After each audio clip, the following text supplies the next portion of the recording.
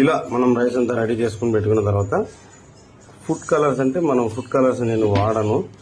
పసుపు నీళ్ళు వేస్తా. పసుపు నీళ్ళు వేసినామంటే అది కలర్ కూడా రెడీ అయిపోతుంది. సో ఇప్పుడు మనం దీనికి మూత పెట్టేసుకోవాలి. ఇంకా మూత పెట్టినాక నేను రెడీ అయినాక మళ్ళీ లాస్ట్లో ఫోటో పెడతాను. ఇలా బట్ట పెట్టుకొని చుట్టూ క్లాత్ వేసేయడం, దాని మీద మంచి వెయిట్ ఒకటి పెట్టి దాన్ని ఒక 15 నిమిషాల పాటు దాన్ని వదిలేద్దాం. దాన్ని వదిలేస్తే అది రెడీ అవుతుంది.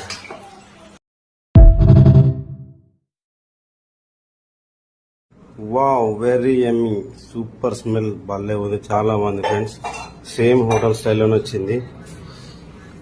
చాలా బాగుంది, చాలా అంటే చాలా బాగుంది. వావ్ వావ్ వావ్, పీస్ బాగా ఉడికింది, రైస్ కూడా నీట్గా అయింది. సేమ్ హోటల్ స్టైల్, చాలా బాగుంది. దీంట్లోకి ఇంకా పెరుగు పచ్చడి వేసుకొని తినేదే. పెరుగు పచ్చడి